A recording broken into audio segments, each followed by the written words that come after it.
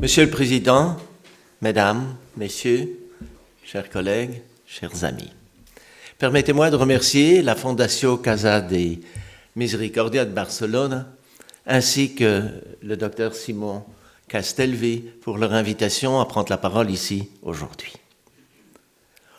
Au temps du transhumanisme, penser l'humain. Dans notre société en mutation, le progrès technoscientifique est encouragé, mais le totalitarisme technoscientifique est à réguler, car il induit une idéologie transhumaniste dont le caractère interpellant réside dans la rupture anthropologique qu'il provoque. Mais qu'est-ce que ce transhumanisme ? C'est à la fois un mouvement philosophique rationaliste et une mouvance culturelle de rayonnement international qui affirme qu'il est possible et souhaitable d'augmenter, d'accroître et de dépasser par la science et la technologie les capacités humaines actuelles, physiques, intellectuelles, cognitives, émotionnelles, ainsi que psychiques. Et cela considéré comme un stade rudimentaire et transitoire d'un processus évolutif. Le transhumanisme est une manière de penser à propos du futur basée sur le postulat que l'espèce humaine dans sa forme actuelle ne représente pas la fin du développement, de notre développement, mais seulement une phase comparativement assez primitive. Ce récit, construit à la fois de pratiques réelles et de spéculations, basées sur des technologies existantes, est très ambigu, car les résultats scientifiques et la science-fiction fusionnent en une technoprophétie, devenir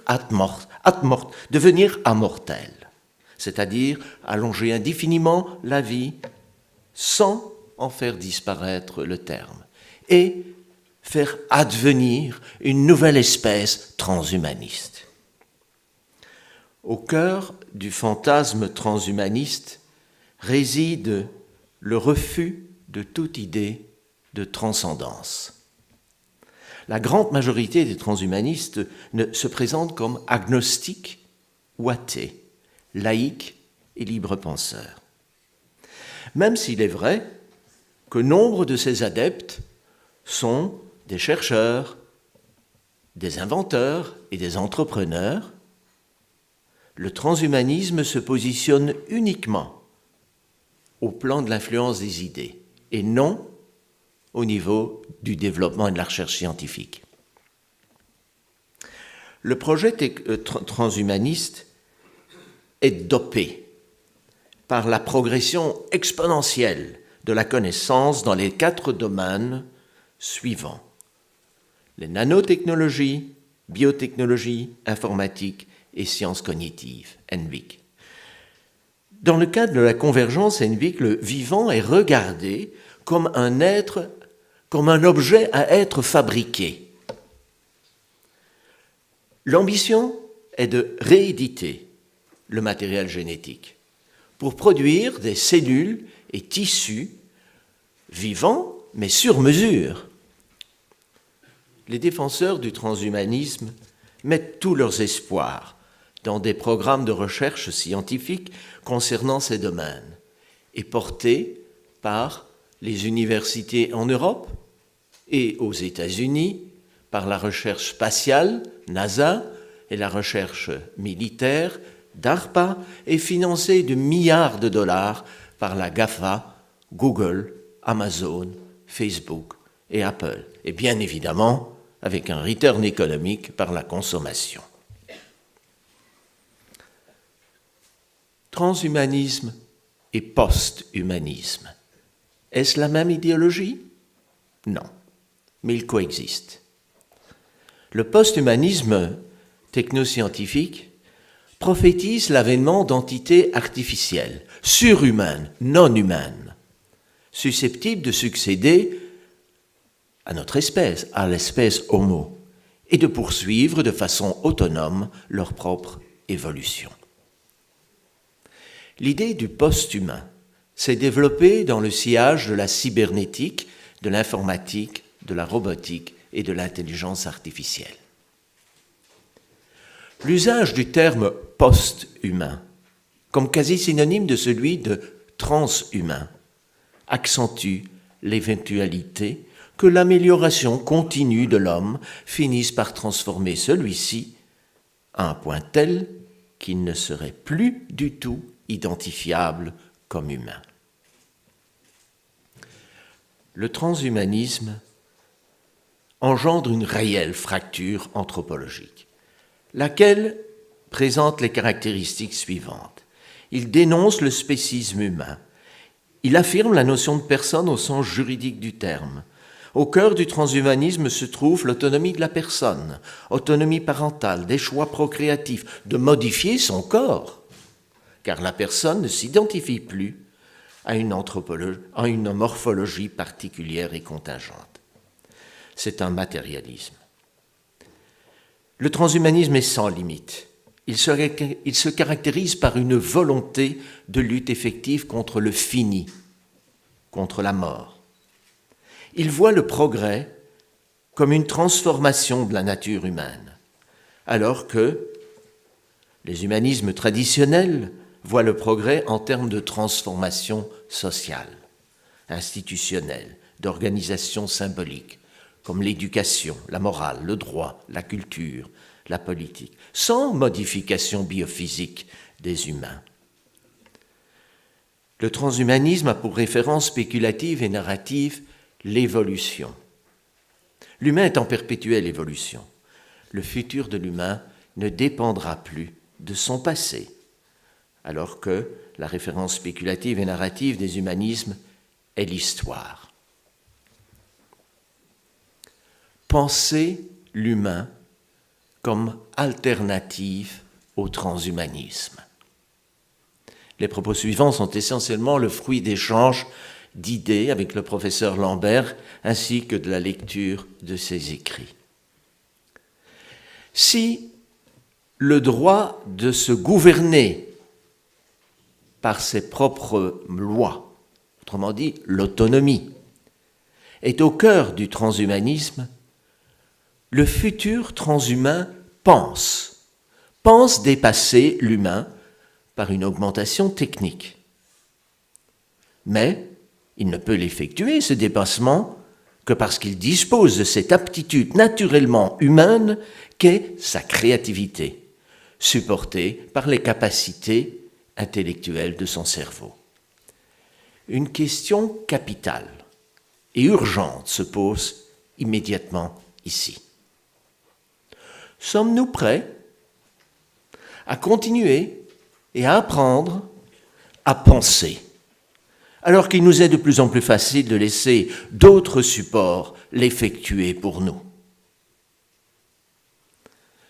Une autre caractéristique propre de l'être humain réside dans le fait qu'il assume la responsabilité de ses actes. Si dans le transhumanisme, à cause d'augmentations intellectuelles d'ordre chimique, génétique, robotisé ou informatisé, l'être humain est dépouillé de ses capacités de décider par lui-même et ainsi d'assumer cette responsabilité, alors le transhumain est devenu inhumain. Sommes-nous prêts dès lors à positiver ces produits technologiques artificiels, ce temps accéléré des calculs numériques qui ne s'accordent pas avec la pensée, la lenteur de la pensée humaine, cette réalité productiviste qui façonne nos corps sur le modèle de la machine efficace, voire hyper performante, ou ce flot de big data sous lequel nous nous noyons? Où allons-nous fuir? Fuir dans l'oubli de tout ce à partir de quoi l'homme se représente son humanité. Oui, pour que l'humain du futur demeure humain, il doit rester un véritable sujet responsable. Un être individuel considéré comme le support de son action et de son influence, capable de répondre de ses actes.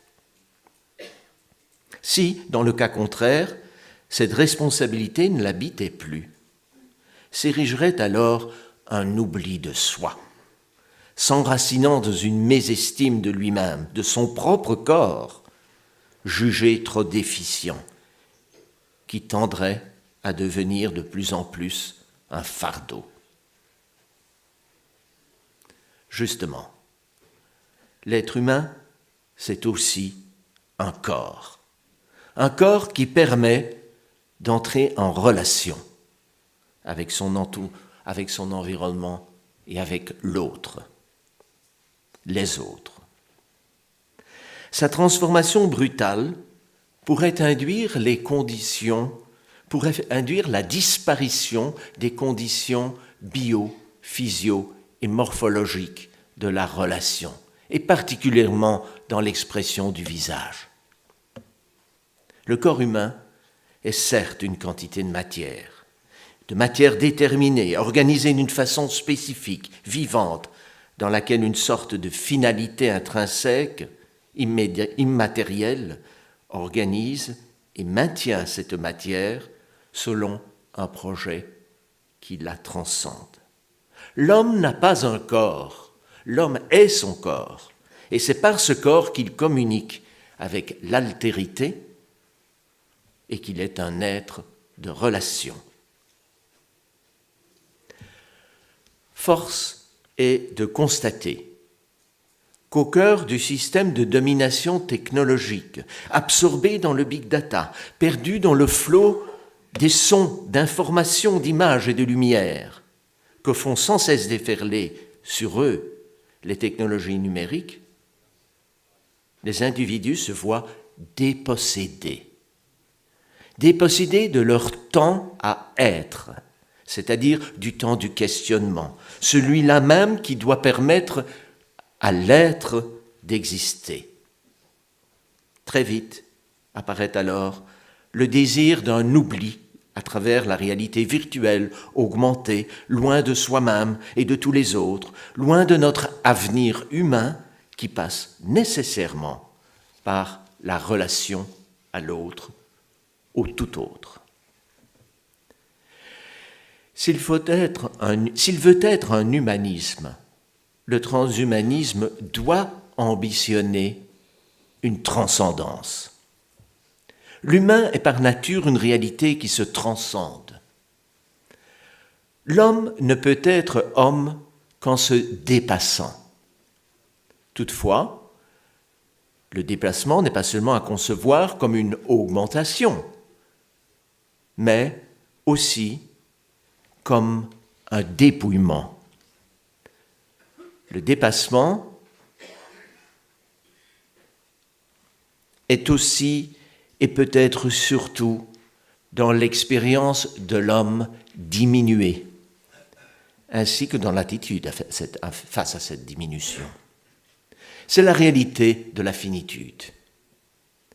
Mais ce n'est pas la finitude qui est souvent un problème, c'est la difficulté à l'accepter. Accepter son statut d'être limité, incomplet et imparfait, mais qui a besoin de l'autre pour advenir. Le transhumanisme ne peut évoluer dans le processus d'autodépassement de l'homme que s'il maintient une place pour les êtres finis, pour les êtres fragiles.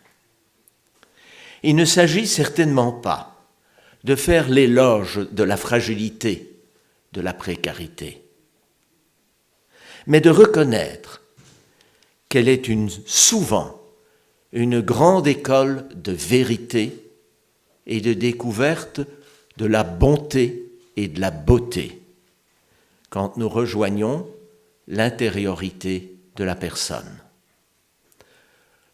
Le vrai, le beau, le bien forment tout le domaine de l'esprit humain et constituent les fondamentaux de l'être. Notre monde s'interroge. Quelle société pour demain ? Répondons avec Bertrand Vergely.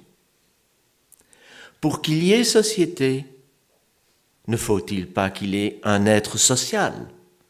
Et pour qu'il y ait un tel être, qu'il y ait un sens de l'existence, afin de bâtir une société qui vit et qui fait vivre.